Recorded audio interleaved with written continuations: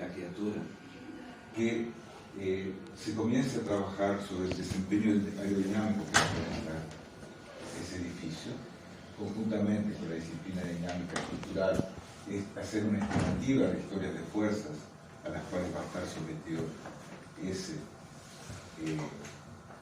proyecto.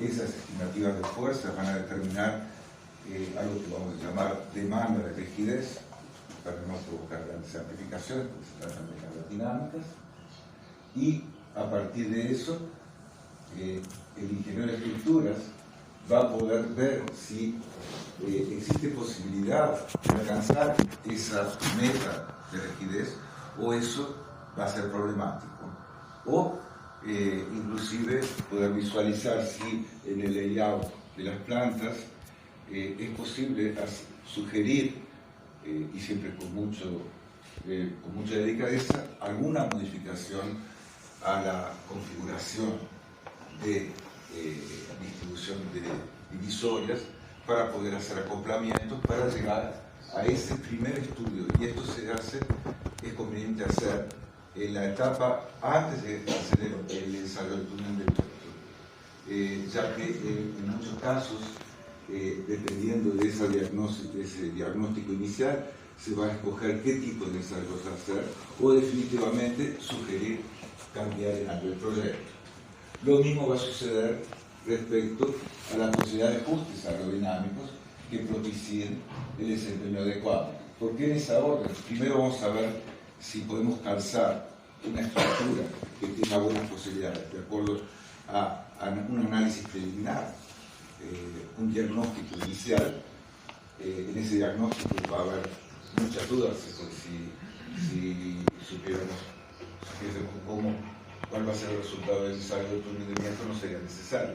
Pero ya podemos tener una idea mediante cálculos aproximados qué tan problemática va a ser la situación. Y dependiendo si se hace o no eso, en la etapa inicial, ese proyecto va a ser un proyecto con éxito o se va a transformar en una pesadilla con dificultades sucesivas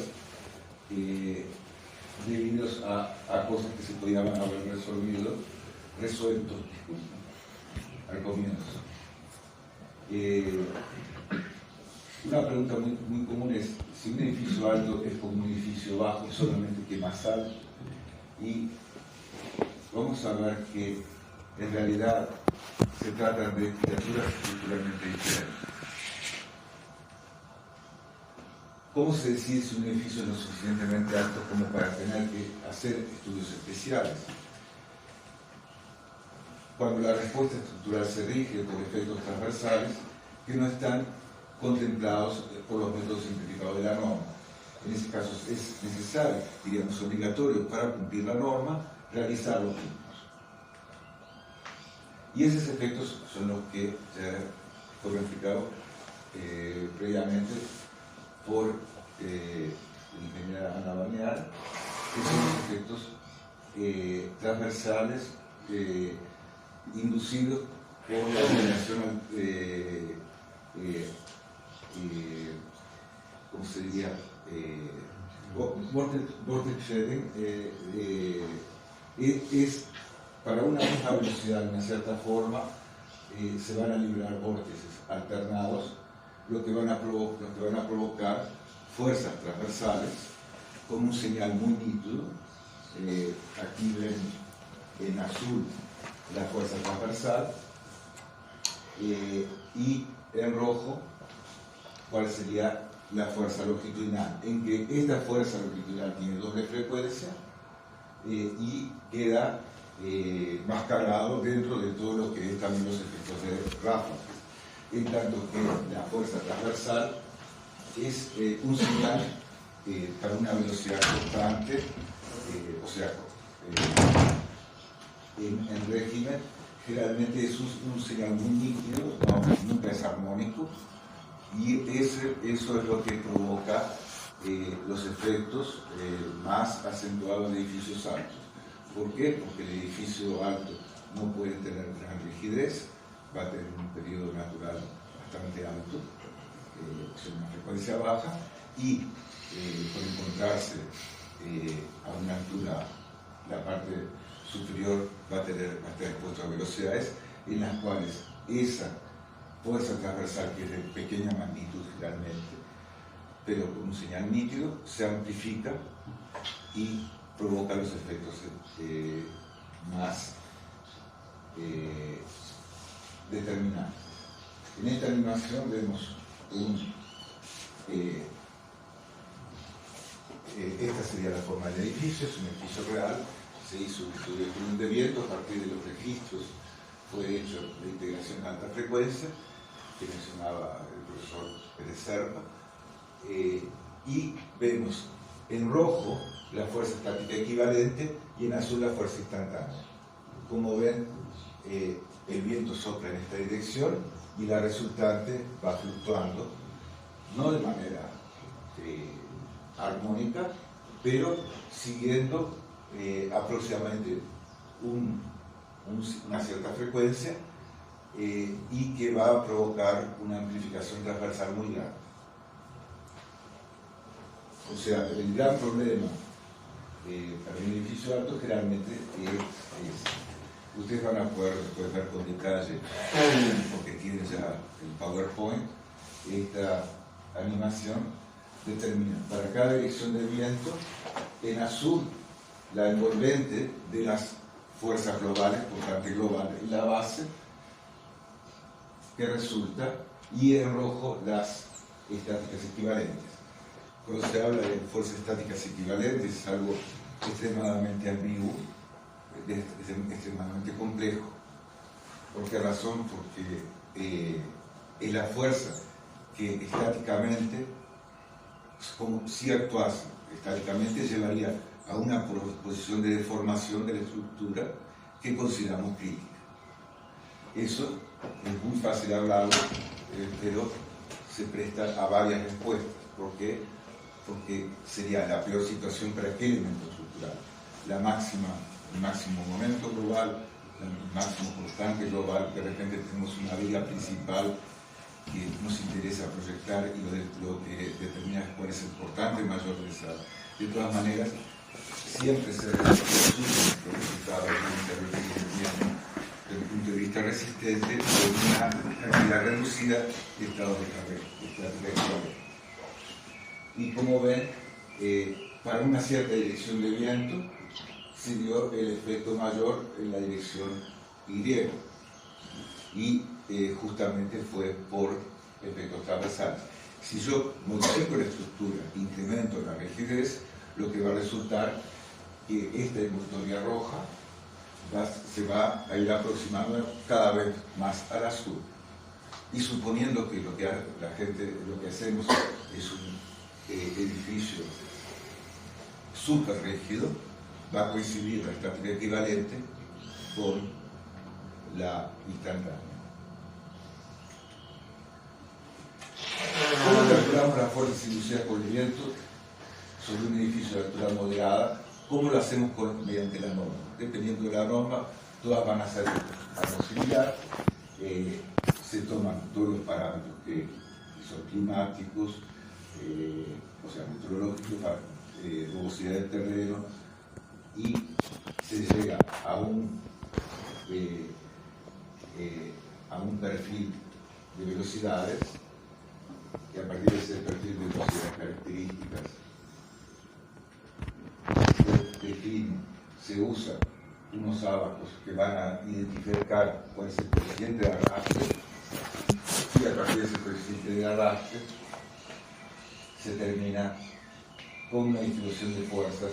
Nos quedamos contentos tenemos las fuerzas que cuando son edificios. ¿Qué son esas fuerzas?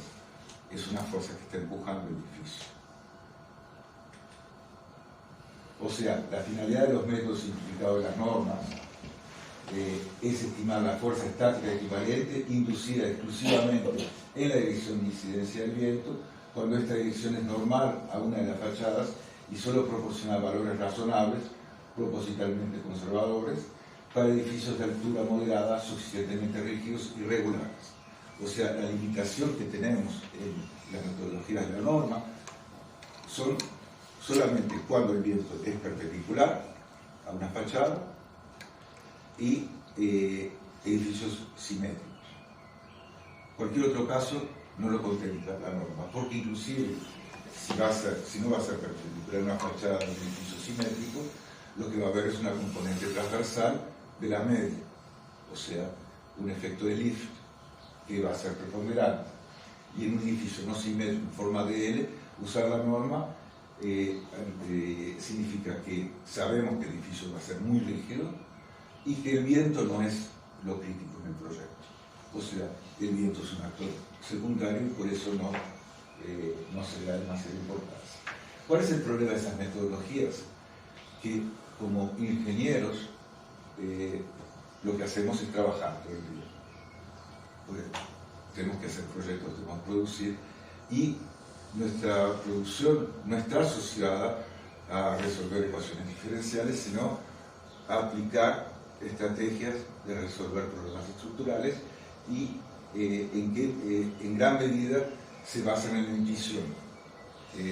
Existe una relación muy de intimidad entre el ingeniero y la estructura que está haciendo. Él está entendiendo cómo funciona. ¿Y cómo se crea esa intuición? Muchas veces a partir de los cálculos anteriores.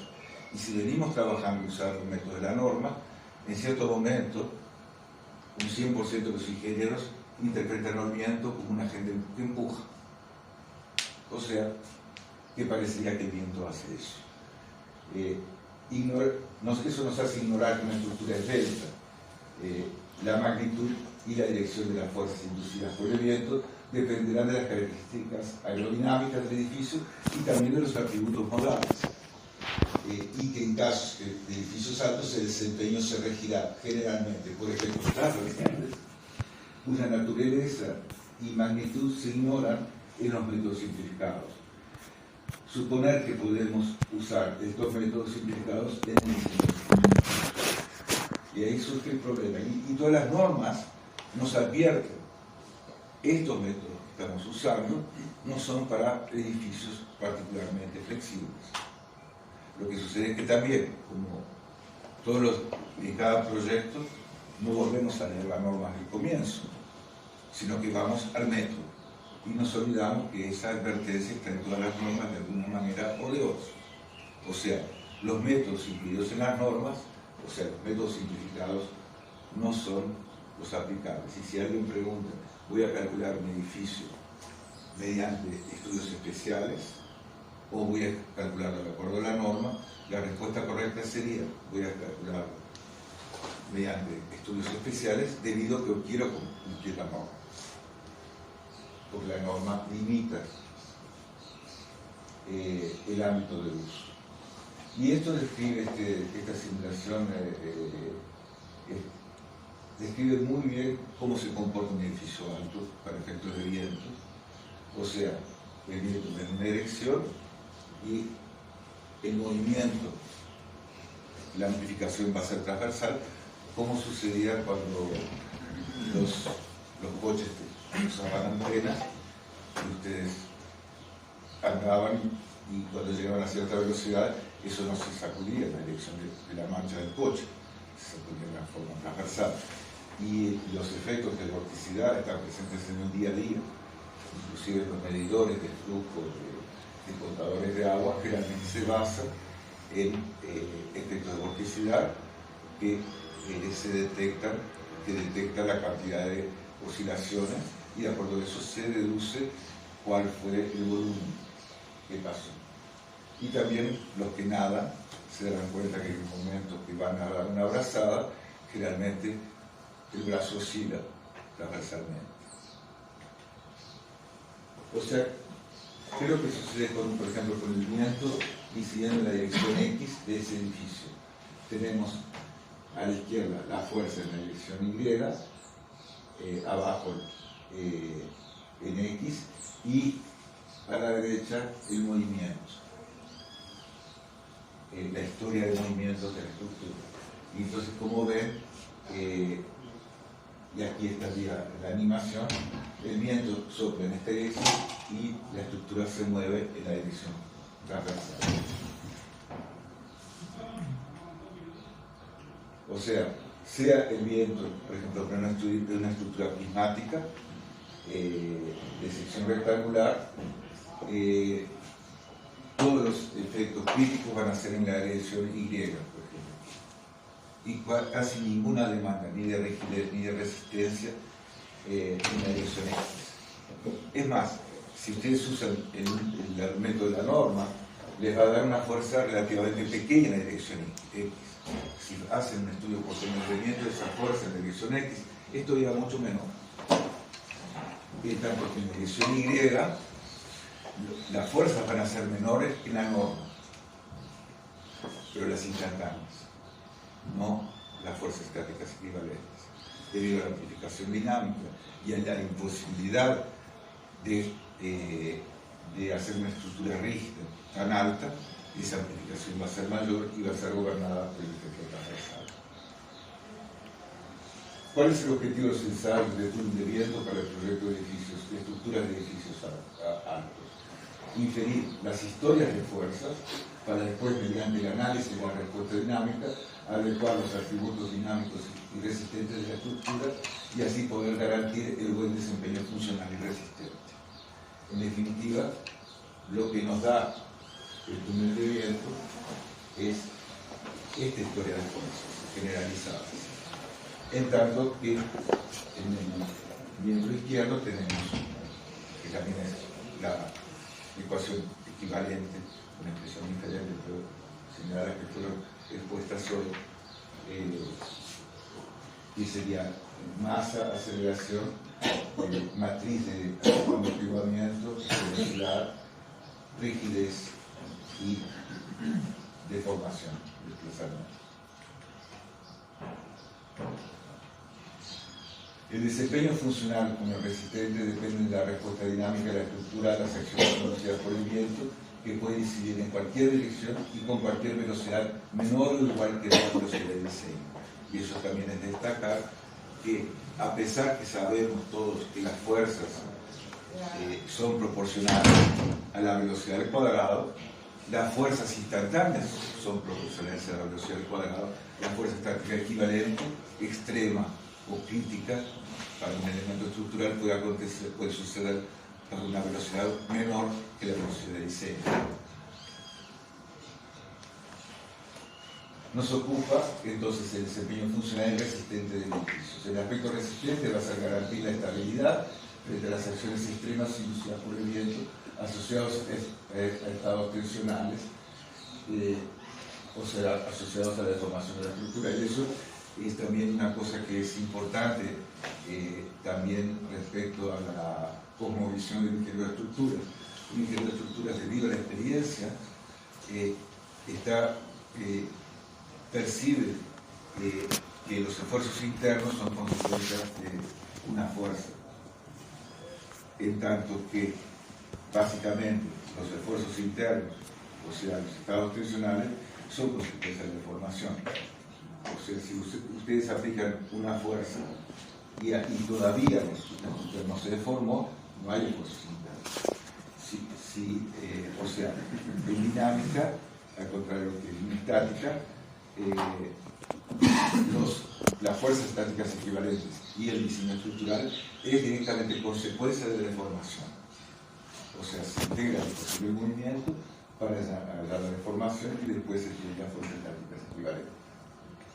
Y el aspecto funcional para edificios altos es controlar efectos inerciales inducidos por desplazamientos asociados a la deformación de la estructura. Y tendremos el primer voy a volver para atrás, ¿puedo? Confort de usuarios, limitación de oscilaciones de objetos y un efecto que cada vez es más importante, que es el control de slots de piscina, debido a que todos los edificios altos les gusta colocar una piscina en el tope del edificio. Para calcular la fuerza estática equivalente, como decíamos, a partir de la historia de fuerzas obtenida en el ensayo de movimiento, se deduce por integración de la ecuación del movimiento, las historias de desplazamientos y de ahí la fuerza estática equivalente, o sea, que la fuerza estática equivalente es este término de la ecuación. O sea, se resuelve la ecuación, pero después usar ese término y tendremos tantas fuerzas estáticas equivalentes como posiciones tuvo la estructura durante la historia de formación. O sea, básicamente se tendrían millones y millones de fuerzas estáticas equivalentes, de las cuales se tiene que aplicar un criterio para reducir a lo que sea práctico para el proyecto, o sea, realizado. En el aspecto funcional, el confort de usuario es los efectos inerciales que eran descritos por la ingeniera Ana Bañar. En la práctica, a partir de un ensayo de túnel de viento y de integración de la ecuación del movimiento, no se integra la ecuación del movimiento para una velocidad. Una de las estrategias es integrar la ecuación del movimiento para, por ejemplo, en el caso de la manera que nosotros trabajamos, 40 velocidades diferentes, y de esa manera tendremos que para cada dirección del viento y para cada velocidad característica tendríamos en algún punto del edificio una máxima aceleración. Y a eso se le aplica un criterio, y hay varios criterios, todos son parecidos, aparecen las normas. Uno que escogemos por facilidad es el criterio de nuevo, porque nos permite determinar siempre cuál es la aceleración admisible en función de los atributos modales de la estructura también y de la recurrencia de los efectos. Podemos, a partir de la ecuación del ensayo de túnel de viento, los registros del ensayo de túnel de viento, analíticamente poder describir el movimiento de algún objeto, algún péndulo, algo en general que sea de interés, y de manera similar modelando localmente los efectos de la masa de agua sometida a los efectos inerciales. Y aplicando algún criterio también determinar si se tiene que modificar esa piscina, porque esa piscina va a dar amplificaciones, y esa amplificación es lo que permite a las personas entender que la estructura se está moviendo, mismo que se mueve muy poco. Es lo mismo que ustedes, si no tienen experiencia en llevar sopa a la mesa, por más que caminen con cuidado, en algún momento se va a volcar. O sea, el problema no es que ustedes están sacudiendo, es que existe una sintonía entre la estructura global y esa subestructura que es la piscina. O sea que todo se resume a hacer un ensayo de túnel de viento para obtener la historia de fuerzas, para integrar la ecuación del movimiento y poder reducir esa historia de formaciones. Si tenemos la historia de formaciones, tenemos todos los datos que queremos y podemos profundizar y hacer ir y focar mismo si el elemento crítico es un pilar en particular, escoger fuerzas estáticas equivalentes en función de valores extremos para proyectos de ese pilar, o simplemente dar los valores, parámetros, momentos directamente. Todos ellos van a ser obtenidos mediante datos. El gran problema es qué pasa cuando ustedes hacen un proyecto y llegado a un cierto momento van a mandar el túnel de viento y el túnel de viento les dice, bueno, eso se está movimentando mucho más de lo que es posible, que es más, necesitan unas fuerzas estáticas equivalentes que ustedes no pueden hacer eso. Entonces, en todo ese tiempo, ustedes progresaron haciendo compatibilización, los arquitectos centrándose con los sistemas, todo eso, y ahora viene el ingeniero y les dice, bueno, eso así como está no se puede hacer. O se tiene que cambiar o se tiene que cambiar la arquitectura. Es por eso que destacamos que en la etapa inicial es importante que el ensayo de túnel de viento, primero, que nunca hacer un ensayo de túnel de viento que sea una caja preta, una caja negra, algo que ustedes no pueden controlar. O sea, tienen que tener un diálogo y poder recibir y una colaboración mutua. Y segundo, el proyecto se inicia en una etapa cero, debidamente conducida, o sea, es una apuesta inicial. Queremos, nunca van a saber cuál es el resultado del túnel de viento hasta que lo hagan, pero van a tener una orden de grandeza, porque después ya es tarde, se perdió el tiempo y se perdió el cliente también. O sea, en el comienzo del proyecto, hacer unas cuentas, no de zapatero, o sea, unas cuentas simples, pero no tan simples, podemos, sin necesidad de túnel de viento, saber más o menos cuál va a ser el periodo natural que tenemos, en el cual va a estar la estructura, generalmente orientado para no acercarse a la estimativa de la liberación de vórtices más rápida que puede suceder para la velocidad del proyecto.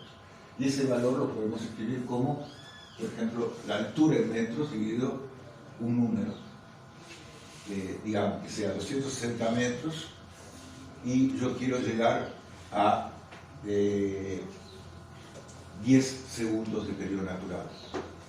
Entonces, eso significa h dividido 26.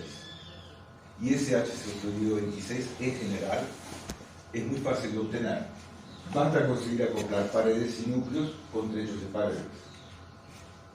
Si tienen que llegar a un h dividido 33, generalmente va a precisar el refuerzo más allá de lo que sería obvio. Ahí van a tener que pedir al arquitecto agregar algo más. Si está en H dividido 46, tiene un edificio europeo. Los edificios rígidos, generalmente muchos núcleos rígidos acoplados de lado a lado de la estructura. O sea, cada vez estamos con una demanda de rigidez mayor de la estructura, a medida que precisamos un periodo menor. ¿Qué pasa si H dividido 60 no van a poder conseguir? Y ya ni hablar de rigideces mayores. Y esos valores son esenciales al comienzo del proyecto. Y les doy un ejemplo de la etapa cero de un edificio, un proyecto que hicimos conjuntamente con la Mecánica y con el colega Eduardo Bot, que está aquí también presente, un proyecto de la Asociación de Paraguay, que la versión inicial de la arquitectura era una torre que en la parte inferior tenía un ancho de 15 metros, después una amenities, y en la parte superior pasaba a ser 9 metros 25. O sea, se transformaba en algo estrecho y llegaba a 125 metros de altura. O sea, esa sería la forma que tenía el edificio. Comenzamos a hacer unas cuentas, que les llamamos oráculos, o sea, empezamos a ver qué es lo que vamos a precisar y veíamos que para el clima de Asunción, de acuerdo a las previsiones para 10 años de recurrencia del viento, usando un número de estudios, todas estas aproximaciones, llegábamos a que para poder alcanzar la conformidad tendríamos que hacer un proyecto en el cual el periodo natural tendría que ser H-60. Entonces, ahí es un momento crítico que se tiene que hablar con el cliente, o con los arquitectos primero, si es necesario, de esa primera configuración de edificio, modificar. Y la propuesta fue cambiar el layout de los pisos superiores y transformar eso en apartamentos de esta clase, y de esa manera pasamos de esa situación a una situación confortable, y ese sería el aspecto del edificio. Y aquí terminando.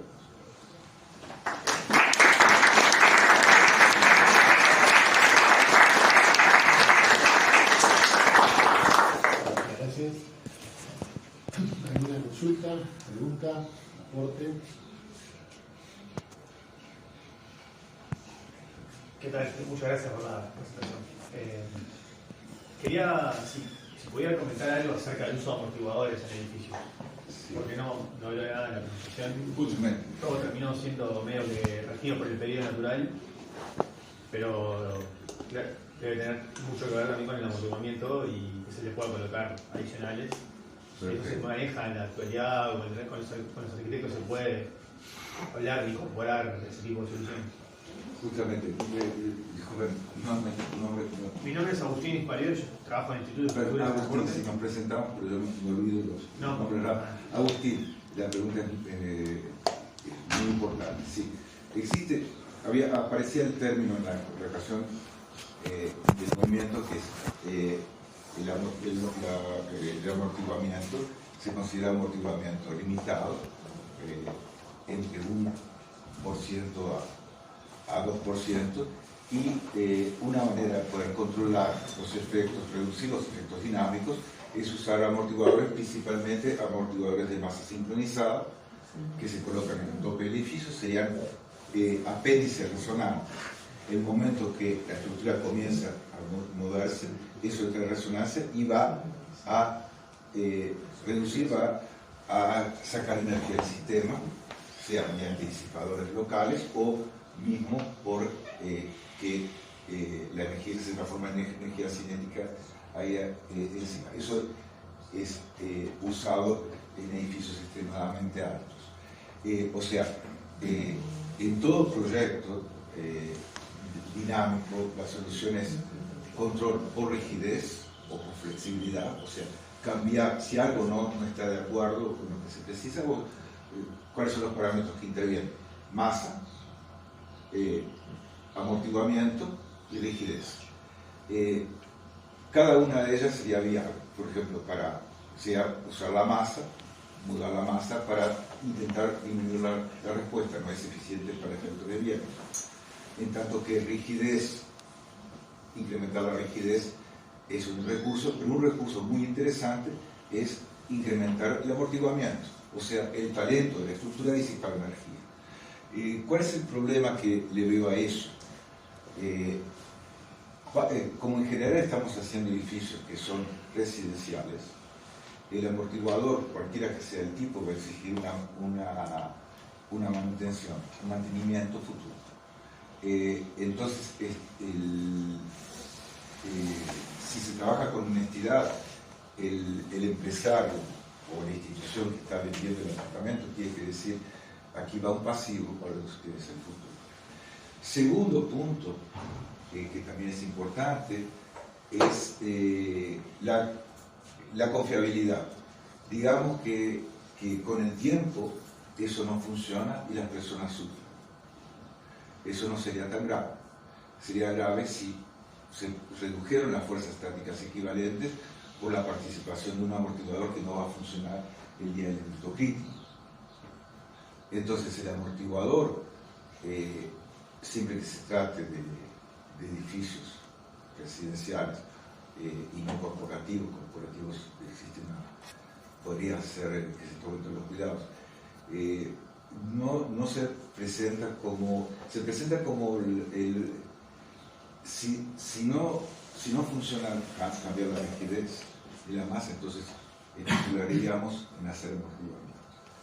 También existe un aspecto que es muy delicado, y ese ya va más a una crítica a la simplificación que se hace habitualmente cuando se proyectan edificios con amortiguadores. En el momento que colocas un amortiguador en el tope del edificio, las hipótesis de Rayleigh ya no se ocupan. O sea, si se toma usted dice, perdón, la hipótesis de Rayleigh de que sea proporcional a la masa y la energía. Exactamente. No tendrías modos reales, tendrías modos complejos. Y habitualmente sabemos que están haciendo proyectos en los cuales se subcontrata el estudio de amortiguamiento a una empresa que es más una empresa estructural. Entonces ya se dio muchas veces, en mi caso particular, de preguntar detalles de cómo se proyectó, porque hay una inquietud muy grande. Si realmente usan las mismas herramientas que yo uso para integración a alta frecuencia o están usando otras herramientas. Y me extrañó saber que usan análisis lineal. Entonces, de alguna manera,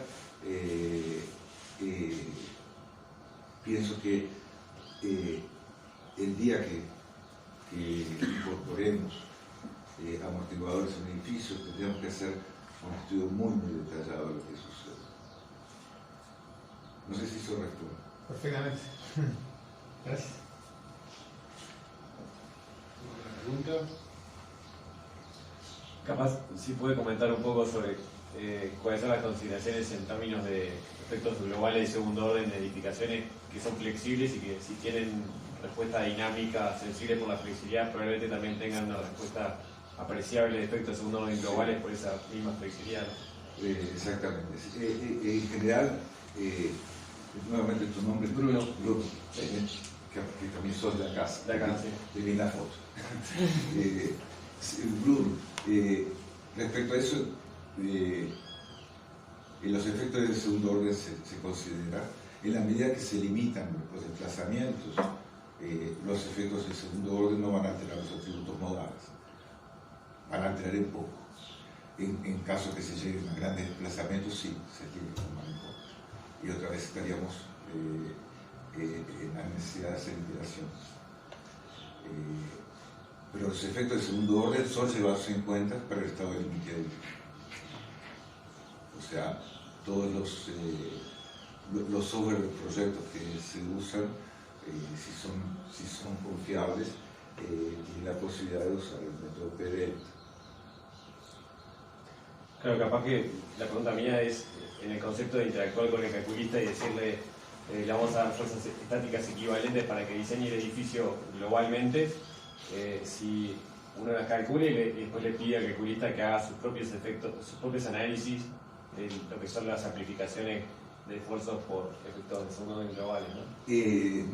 O si uno ya le incorpora a eso y le dice, bueno, te estoy dando los efectos. Lo que el ingeniero recibe es las cargas estáticas equivalentes, y esas cargas estáticas equivalentes va a aplicar el método P delta, que va a dar como si fueran cargas estáticas equivalentes mayores, ¿no? Lo que se entrega, una de las cosas principales es que los resultados del ensayo de tuning de viento son siempre fuerzas características, no tienen coeficiente de seguridad incorporado. ¿Por qué? Porque se pretendería que no. O sea, se da fuerzas en estado de límite último y esas fuerzas son aplicadas. Generalmente la manera que trabajamos es ya emitir un archivo que nadie tenga que teclear, o sea, que se pueda leer directamente, porque para proteger de errores de transmisión. Pero en todos los casos, la respuesta sería, en todos los casos se consideran efectos de segunda orden, pero eso no cambia cuál es la fuerza estática equivalente, o sea, los valores característicos que se entregan. No sé si queda claro. Sí. O sea, las fuerzas que entregamos son siempre horizontales. Y otra cosa de calculista evaluar los efectos globales de segunda orden. Sí, justamente. Complementando essa questão, pela nossa experiência em edifícios de grande altura, em geral, a força de segunda ordem ela aumenta de 5 a 7% em relação às forças estáticas equivalentes. As forças críticas, né, aumentam de 4 a 7%. Esse é o efeito de segunda ordem na maioria dos edifícios que estamos calculando, né, entre 150 e 200 metros de altura. Mais ou menos essa é a ordem de grandeza.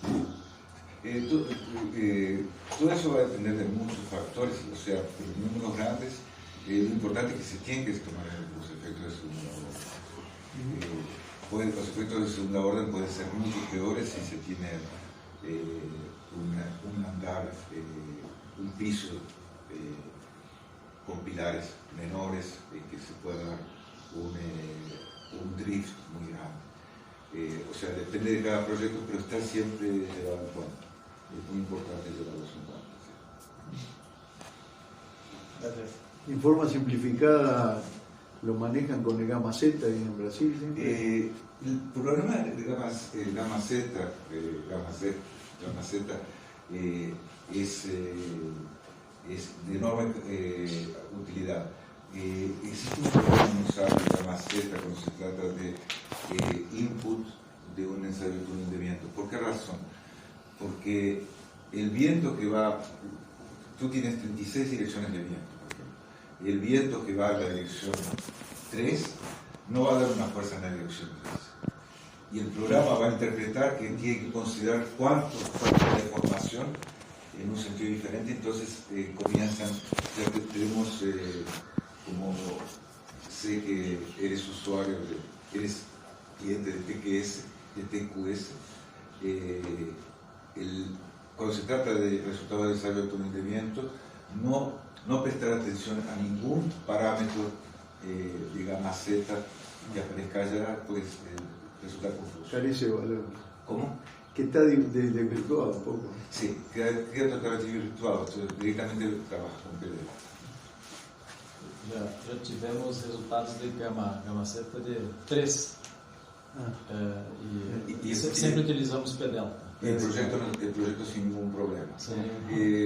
Principalmente con el efecto transversal, que va a dar que el viento va en una dirección y se está deformando para la otra. ¿Alguna consulta? Los arquitectos no preguntaron nada. Entonces le agradecemos nuevamente a Estudio por la presentación.